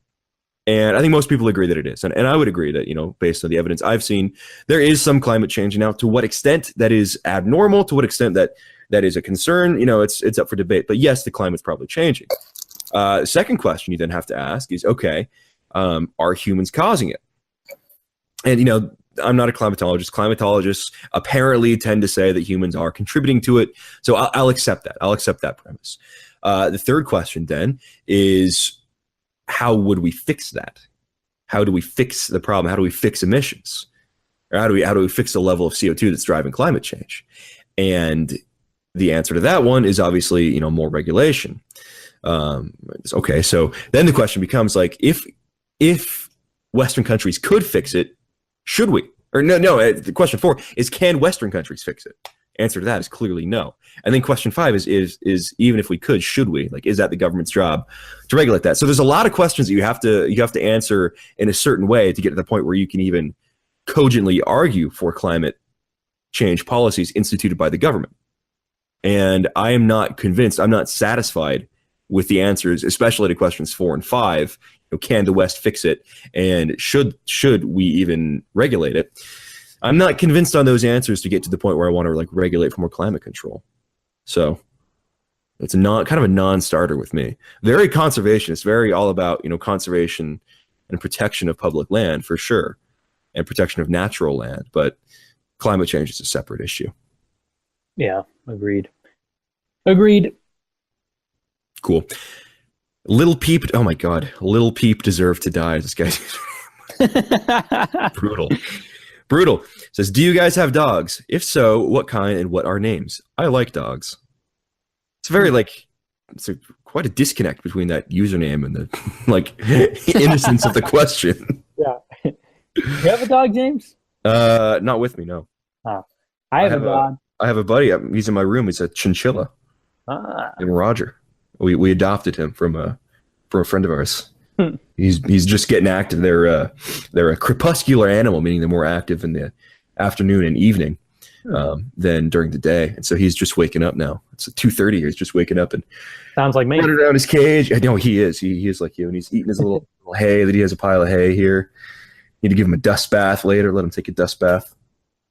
Cute little thing. They're not very cuddly though. I mean, the hedgehogs are very cuddly. The rabbits, you can hold and pet them more. Chinchillas are kind of antisocial in that regard. They don't like to be held on to. He's really like me. I have a dog. He likes women. He likes women more than men. So. Everybody likes women more than me, I guess. No, he likes women more than. Oh yeah, right. Yeah. But I have a dog. I have a dog named Al, and he is a cockapoo. Beautiful dog. There's pictures of him on my Instagram. I was never wild about dogs growing up. I was weird about dogs. I think it was because I was never wild about sensory. Because of your 1% African heritage. Yeah, that's right. Yeah, my 1% African DNA. Yeah. Well, no, I was always just overwhelmed by everything as a child. Like going to someone's house and dog jumping on me, slobbering on me. I was like, I couldn't handle it. So. But now I got the dog, and I have to say I've really warmed up to him. He's a great buddy. He's a great pal. He sleeps around all the time, and we play around or whatever. He's a good guy. We love Al. Nice. Yeah, I'm very pro dog too. Big fan of the dogs. They're a man's best friend after all. True. I think the reverence for animals is not reverence, but respect for animals is a very Western concept. That's true. I mean, did you see this on Twitter? This past week, this guy is in the California wildfires. He got out of his car, pulled over on the side of the road, and was desperately trying to help this rabbit escape the wildfire because he was going to get burned up. And he's trying to saying, "Oh, come here," and he reaches out in towards the fire to help pick it up and everything. And Black Twitter was like, "She damn white people care more about them rabbits than they do about us blacks." It's like. It's like, oh my God, can you not, can we not do this? Can we not do this fucking bit? It's like the guy saved an animal and you guys are complaining about racism. It's this very weird concept that people of other ethnic backgrounds just don't care about dogs. I mean, and you see this in the culture too, in the inner cities, dog fighting was a big thing, you look at Michael Vick and that's emblematic of a big culture in large parts of African American culture. It's very unfortunate that's how they treat the animal kingdom. Yeah, I agree. It is definitely a European thing. cultural difference, I guess. Colin says, are militia groups like Oath Keepers useful to the right, or are they just dumbass LARPers? Also, Dirt Kevin did nothing wrong. What do you think about militias? I think they have their place, but oftentimes it is like boomers LARPing in tactical vests. Yeah, well, specifically that one, Oath Keepers, the Oath Cucks is LARPing. Well, it's just like, I think the need for a militia is premature in the sense that, like, I don't foresee, in the absence of like a pretty outstanding circumstance, like the dollar collapses or an EMP attack or, solar flare, I don't see a practical political need for a militia at this point yet. So it's like Siege for boomers, dude. It's like Siege for boomers. Yeah, exactly. I was at the event in Portland, and there was this guy. It was like Antifa, who's getting arrested because he pushed a cop or something, and he was getting thrown down, getting arrested. And I was trying to get video of it, and I was walking out like on the sidewalk, and this they all have the same archetype, right? It's just like this guy who's like in his 60s, wearing the tactical vest, kind of scrawny and wiry, with the beard, had the goatee and the sunglasses, the operator sunglasses. He's like, get back on that sidewalk, back up, get back on the sidewalk. I was like, no, I'm gonna take a video. He's like, I'm telling you to get back on the sidewalk. That's an order. I'm like, okay, like you're not my fucking commanding officer, dude. Cool. You can give me that order all you want. You're not a cop. You're not a figure of authority. You're just some dude in a tactical vest. And he's like, I'll have you thrown out of my event. I'll have you thrown out of this event. I was like, okay, Grandpa, try it. See what are you going to do, Grandpa? That's what I told him. I said, what are you going to do, Grandpa? And he's like, just get back up. I was like, yeah, no, we're good. We're not doing that. We're not doing that. So I've had very negative experiences with the boomer militia, the boomer Antifa. Yeah. I get what they're trying to do. I mean, like, defending my Constitution and everything like that. I get it. But it's like you're not defending anything. You're dressing up like a revolutionary. Yeah. And it is what it is. This is a good one. George says, Nick, why is it we have to build a serious movement when you want to push the American Vanguard and TWP out? But we can't take ourselves too seriously when you want your new MGTOW and Nazbol friends to stay. Your circus antics over the last week have made me more of a fan of James than you now. Ooh, wow. Negative. And I'm sure I'm not the only one. Also, gas the Christians, white Shinto now. I love. By the way, we're engaged in a new holy war. Our two shows are. I've fully embraced white Shinto. So. All right. Yeah. Crusades now. Crusades when? Crusades now. Catholics versus Shinto. Well, look. Number one, I love when our fans try and play us off of each other. Like, I like James better now. I like Nick better now. Like, we don't care. We don't care which one of us you faggots like better. Okay, it doesn't. Ooh, hey, don't neg the pape. Don't neg. I'll neg them. I'll neg them. If they're gonna try and play mom and dad against each other, they're gonna get a little neg. But it's fun and games. And look, on the TWP. And what was the other one he mentioned? TWP and who? Vanguard. Okay, these guys are cancer in terms of optics. Like, look, they very well might be good people. They very well might be well-intentioned people. But in terms of trying to build a mass political movement, which is what me and James are dedicated to doing, and you might disagree with those goals, but those are our goals, those actively hurt our goals. And there's no disagreeing about that in terms of, if you show up in a plastic helmet like Matt Heimbach does and you're fat, I mean, like, look, I'm sorry, those are bad optics. I don't even say that in a pejorative way, like I'm trying to, people are like, Nick is so quick to lash out. I'm just calling it like it is. If you show up in a plastic helmet and you don't look physically healthy, when you go to Leadership Institute, they train you to take pictures with candidates with young, vibrant, good-looking people. Like that, they pay money for people to learn that for a reason. That's number one. Number two, on this whole controversy, when I had Millennial Matt on my show, he actually didn't agree. He didn't disagree with anything substantively. The only thing he had a problem with was the fact that we agreed on this, but also, quote unquote, Nazbol happened to also take issue with it. And all I said was that nobody is beyond criticism. That's all I said. And you could go back to the tape, you could go back to the tweets, and my prevailing concern had nothing to do with women, DEI movement. It's about the fact that you had one special tantrum, and I don't want to relitigate the whole thing, but you had one special circumstance. Probably good call. Yeah, that got a little bit ugly, and I said, look, that's no good, and I think people understand that. Pretty common sense stuff. I'm glad you conceded the white Shinto point. I'm glad we can agree. Yeah. No Step on Next says regarding the woman question. Oh my God, people. That's all. Look, we're not doing that. This is a good question though. In an ideal modern traditional society, would women occupy leadership positions?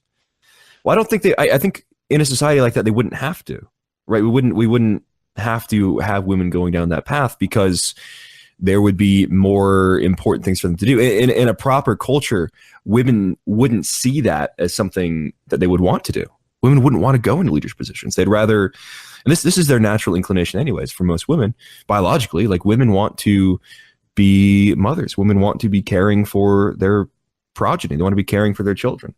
And so a woman's natural drive is not towards like being an executive, being in leadership. And this is why we have the female CEO stats we do, by the way.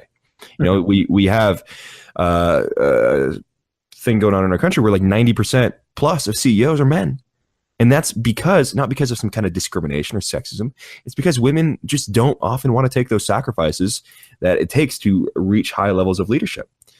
And so, it's not even a question of should they or ideologically should they have these positions, but like I am more in favor of embracing the biological reality, which is that they don't want those positions, and we shouldn't be trying to enforce them to take those positions.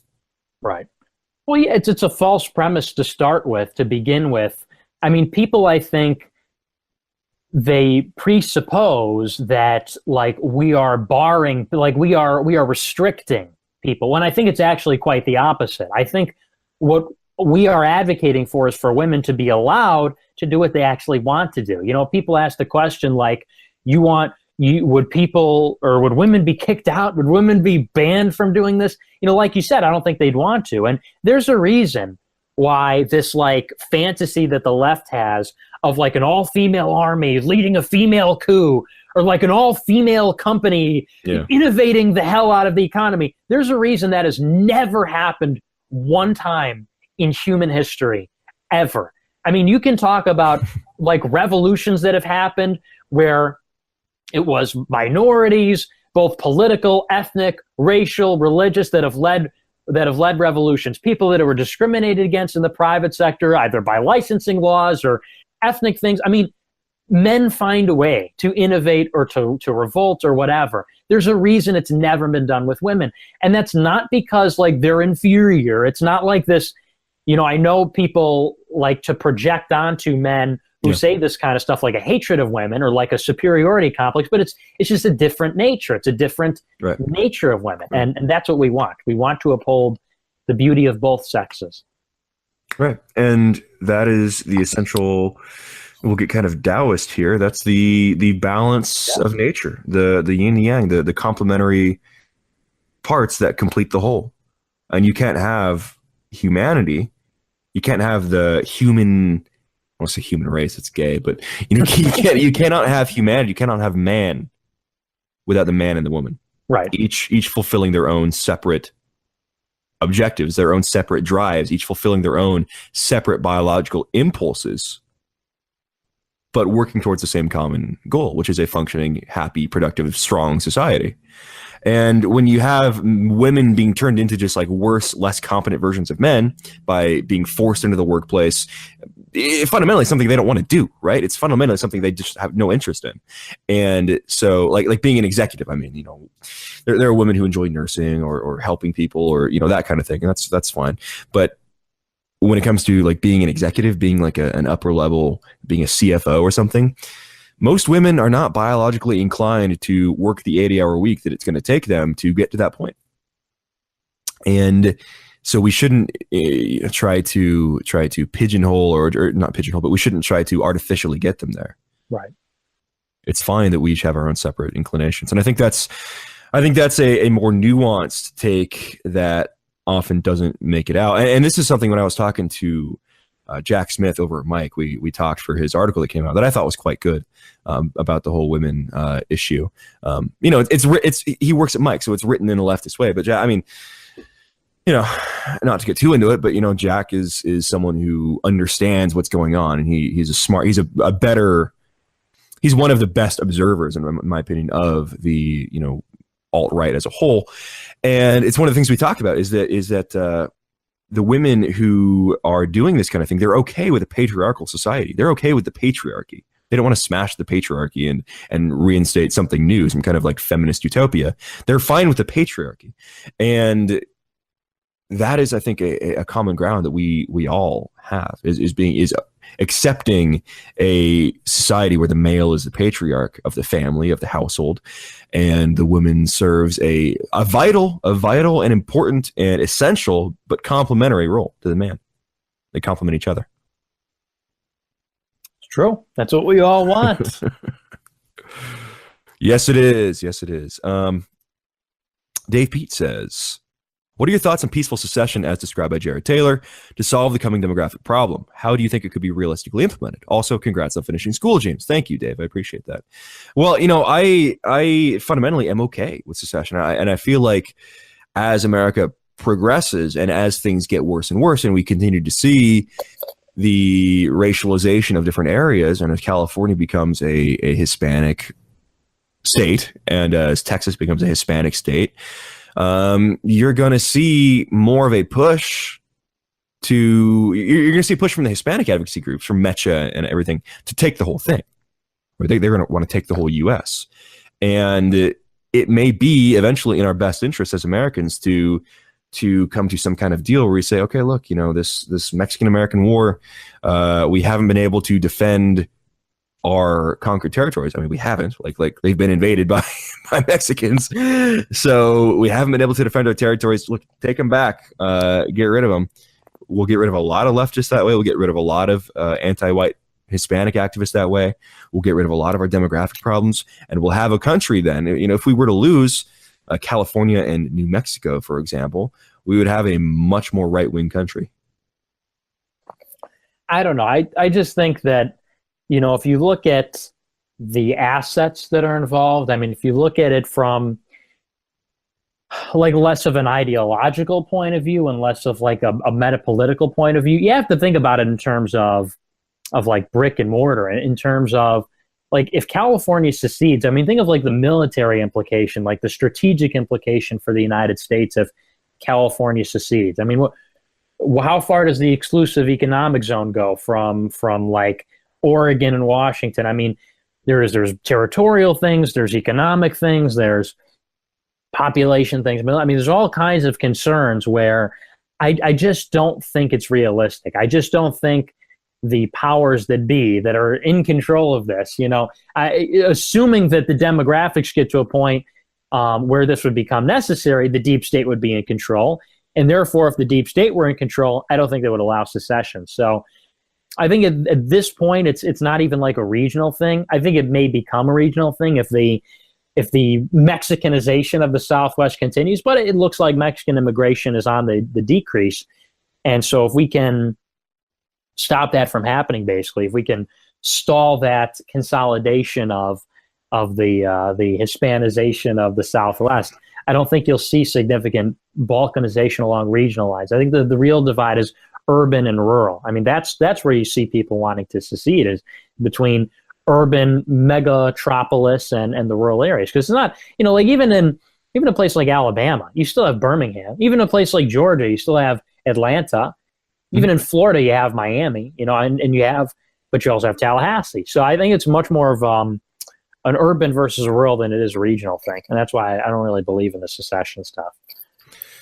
Yeah, we'll have to wait and see how it goes. I mean, the other thing, like we mentioned earlier, is that the demographics, the time bomb is ticking, and so immigration is not as much of a factor as the birth rate thing is. And I would be interested to see. I haven't actually seen this. What the U.S. demographics would look like if you subtracted like California and Texas, for example, like what would our racial demographics look like? Willing to wager that it would be much more in line with traditional America than we probably think. I don't know. I would need to see those numbers, but could be something to look into. Could be something. But I mean, at this point, it's a non-starter. Like right now, secession is just like a non-starter. But philosophically, like I understand, and philosophically, I agree with the idea of secession on an individual level. Not to say sovereign citizen or anything, but the right of free association.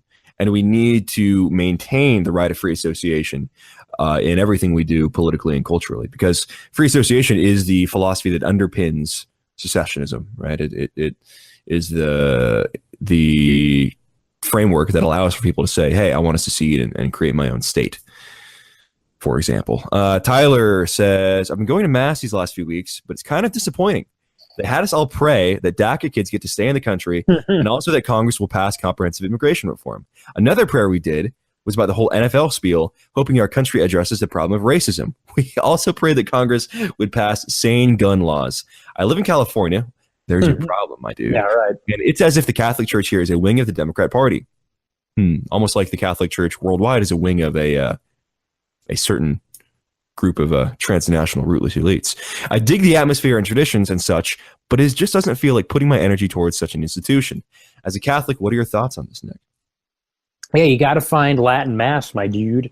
Or just a new Gotta church. find Latin Mass or a different church. I mean, I'm not going to pretend like the Catholic Church hasn't been infiltrated. Pope Pius X predicted the Catholic Church had been infiltrated 100 years ago. I mean, this is no secret. I mean, you had bishops throughout the 60s, 70s, and 80s in rebellion against the Masonic infiltrators in our church, and so I'm well aware of that. The reason I left my church for so long was because it was this like gay milquetoast, like, are you ready for some football? Fucking basic posting. And but if you try Latin Mass, it'll change your perspective on it, because it really does, I think, earn the worthiness and the respect that religion deserves. And so, like I said, I mean, I don't think it's wise to throw out all of the good stuff that's in Christianity because the institution temporarily is compromised. I mean, like the white race is compromised right now, and nobody's talking about giving up on that. I mean, all kinds of things are compromised right now, and people understand that some things are worth preserving, some things are valuable. And so I'd say you're in the wrong church, my friend. You're in the wrong state. You're in the wrong church. If you can't find a Latin Mass, go to a state where there is a Latin Mass. It'll change your life. Well, the problem is you haven't embraced white Shinto. No, not very Spenglerian of you, James. White Shinto would be a pseudomorphosis, as they would call it. Right, and that's why it's not like directly appropriating the same Shinto beliefs. Like, we're not going to be talking about kami and stuff in white Shinto. None of that. But a spiritual connection to the ancestry is very important. Jungian, maybe more of a connection to the nation. Right. Like Jungian Christianity, perhaps, maybe in the cards. Or white Shinto. LARP. You just wait till I write the definitive text on white Shinto. Go for it. Yeah, okay. You do it. I'll write my version of Confessions. I'll write about the Catboys in Paultown, and I'll write my St. Nicholas's Confessions, and you can write the white Shinto white paper. Yeah. I will. Yeah. We'll go down in history as a seminal text in the history of Western civilization, I'm sure. Jezza says, yo, Nibbas, I'm stuck between pessimism and optimism. Should I be preparing for when society collapses because automation displaced millions of jobs and fully automated gay space communism is ushered in by the dumbed-down masses? Or should I contribute to the culture war by writing books and screenplays and short stories, taking the chance that the robustity of the system will hold out? I don't know where screenplays and short stories comes into it, but I think we can all see that the system is going to either collapse or fundamentally change in the coming years. I mean, we're either going to undergo a massive paradigm shift and a shift in public consciousness, which may have begun with the Trump election. I don't know, or things are going to come, as they say, tumbling down. Yeah. Well, you got to do both. You got to hope for the best, prepare for the worst. I mean, you always You always got to have your backpack with your supplies. You got to have your water. You got to know where your shelters are. You got to know what you're supposed to do. Remember, don't look at the blast. Keep your mouth open when the blast hits, so your ears don't explode. That's if it's a nuke. But I mean, you got to be prepared for all kinds of different contingencies. But I mean, that doesn't mean you stop living your life. But everybody should be prepared for all kinds of things. I'm a big believer in prepping, and that's not even like because I think it's likely, but because the cost of not being prepared is so great that even if it is such a small percentage, I mean, you still got to have a plan. Could save your life one day. So right, this is why you build your fully functioning off-road survival vehicle, and you you keep it fully stocked with gallons of water and food at all times, and a shelter and tent and everything. Like not even LARPy. Like this is what you have to. This is what you should do, anyways. If you're thinking ahead, and this is absolutely also why you should not live in a city, because if there were to be some kind of mass public disturbance or disruption in the supply lines, like some kind of, whether it's riots or whether it's a invasion, whether it's some kind of civil unrest, natural disaster, doesn't matter. Attack, terrorist attack.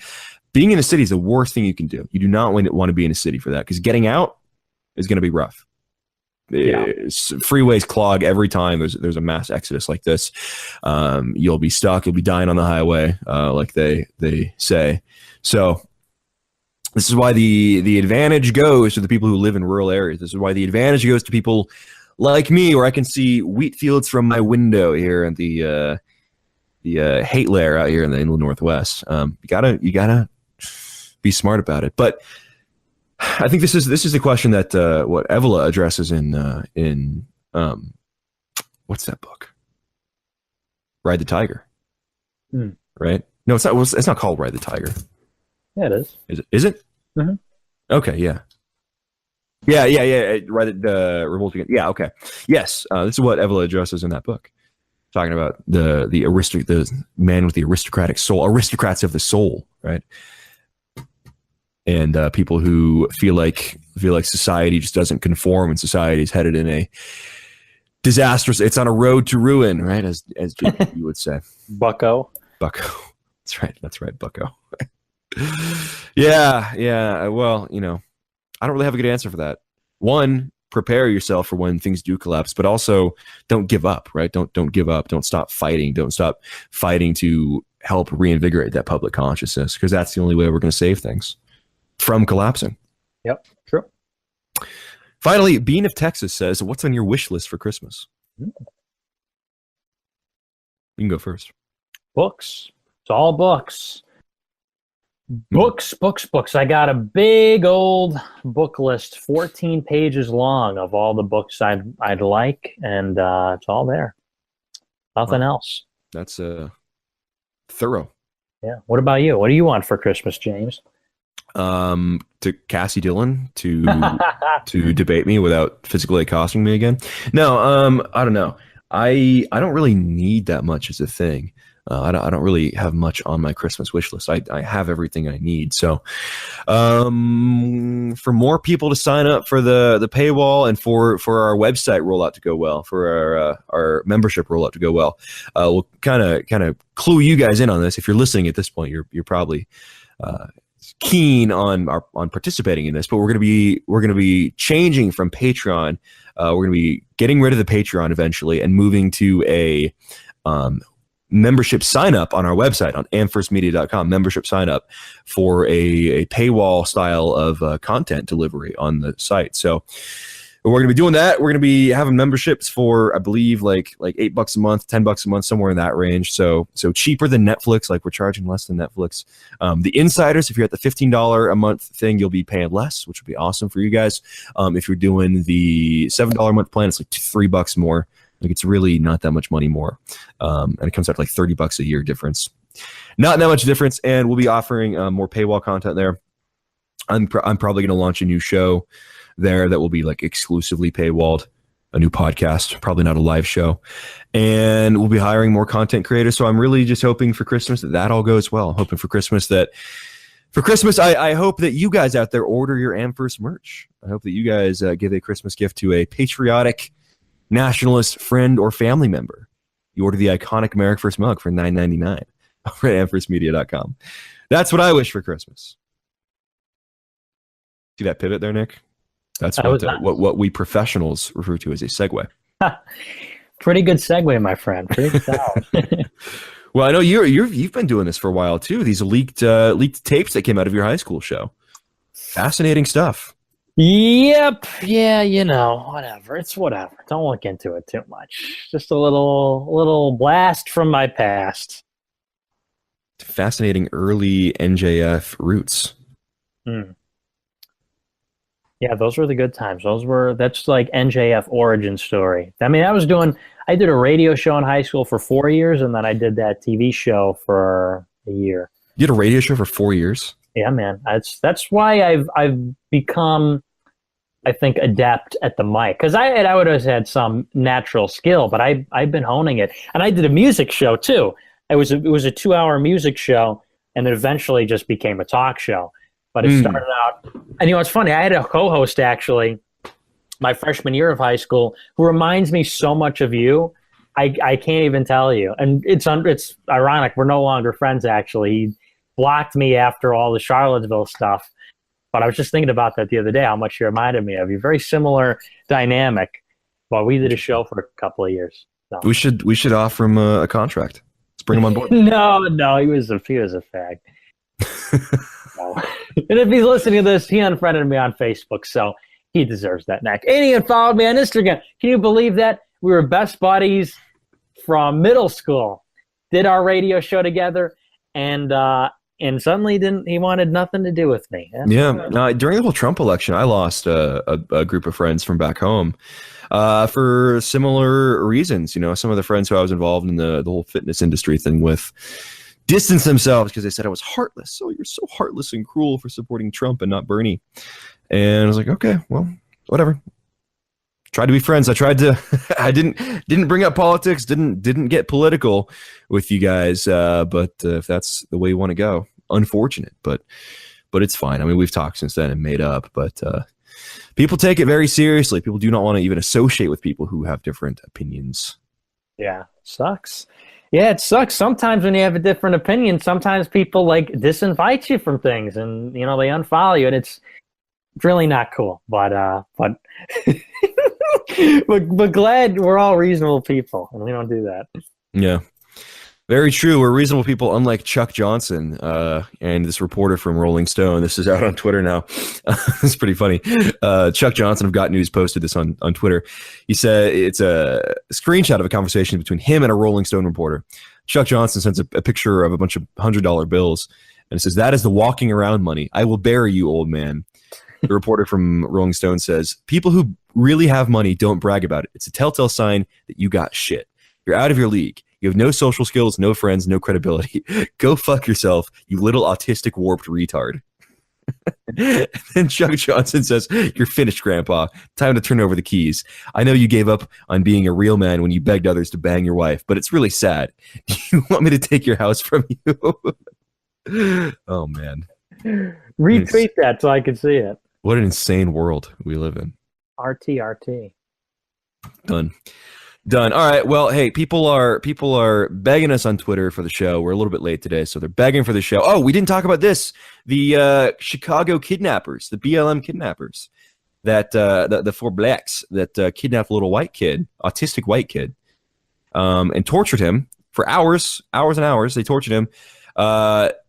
The one girl, Brittany Smathers, she didn't get any jail time. So, lesson learned, POCs. You can now kidnap, torture little white autistic children, little autistic white boys from high schools, and no prison time. Probation. You get probation.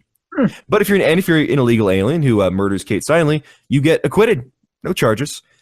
If you this cop that shot this young white father, in the hotel in Arizona, acquitted. But hey, this guy who put bacon outside a mosque, 15 years in prison. Florida man, he put bacon outside a mosque. So, lesson learned that if you are not the white persuasion in America, you can commit violent crime against white people, and you will be let off the hook. That's thoroughly triggering, but not entirely unexpected. Yeah. Yeah, no surprise there. No surprise that the black people are not held to the same standard. And, it just comes down to the fact that we don't have a justice system in this country. It comes down to the fact that from the lowest level to the highest level, from the criminal courts to the Supreme Court, the judiciary and the justice system in the country is swayed by what's going on, I think, metapolitically. I think it's become politicized in all the wrong ways, in the sense that, I mean, you see this episode with the kidnapping, and you imagine, you don't even have to know what I'm going to say next. If the races were reversed, of course, they'd be burning the whole city down. But because it is the way it is, and that's got to change. It's got to change. Yep, things have got to change. Well, hopefully we'll get there soon. We're not going to podcast our way to victory. Obviously, we need to keep taking over, keep infiltrating the GOP. I was seeing some stuff on Twitter this past week of people who are saying, hey, I'm going to go to my first GOP meeting. What should I do? That's great. That's great. We need to keep taking this institutional power away from the hands of the cucks. Take the keys from the cucks and put it in the hands of people who actually care about our nation, care about our future and people. So the more we can do that, the closer we'll get to victory. We're not going to do it just by, making podcasts and web shows, but we need to keep subverting, taking over, and infiltrating the halls of power until we have a country that, again, makes sense. Support people like Steve King, who are in power and who are tweeting like Voice of Europe articles, which is pretty insane. Support, Donald Trump when he does well. Support all these people. Support Paul Nealon, who told Podhoretz to eat a bullet this week, which was fucking, oh my God, fantastic. Support the people who are actually out there, trying to take over our electoral system and make it work for us. Support them. Agreed. Got to help our boys on the front lines out there. Yeah. And if you're in the Wisconsin area, if you are even from around the Wisconsin area and you want to get involved with a campaign for someone who is truly our guy, like in almost every sense, go volunteer in the Paul Nealon campaign. Go get in touch with his people and get 4 guys together, take a trip to Wisconsin. If you're within 5 hours or so, drive up there on a Friday, stay in a hotel for a Saturday or for a Friday and Saturday, and do a couple of days of knocking doors, of doing phone calls, helping out in the campaign.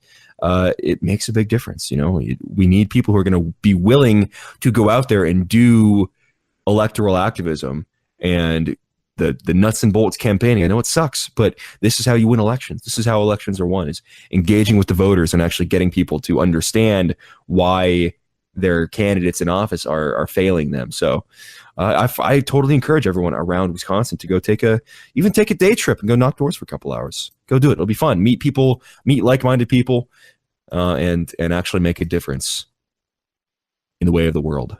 That's right. Yeah, just anything helps, and time and labor, I think, is more important than money. And in many cases, they appreciate that more. So if you're in the area, drop on by. I did it last year. It was very fun. Yeah. Good time. All right. That about does it for what we got this week. So we'll see you again on Wednesday. We'll have another. Let's try that again. We'll see you again on Wednesday. We will have a Wednesday show. The scheduling should not be an issue this time. So it may be a little bit later in the day, but we'll work it out. We'll make it work. See you again here on Wednesday. Make sure to tune in this week in America First. Good content coming up, of course. We'll be doing the Oregon Trail stream. We're doing it, Nick, on Tuesday. We're going to live stream us playing Oregon Trail. It'll be a very trad moment in the channel's history. I can't wait. I'm excited for our first Let's Play for our first game stream. I haven't played Oregon Trail since like 5th grade. Yeah, me neither. It's been a while. In the computer lab back in the day. So it'll be a good time. So we'll do that on Tuesday. That's coming up. We'll see you then, guys. Till then, stay safe, be responsible. See you on Wednesday.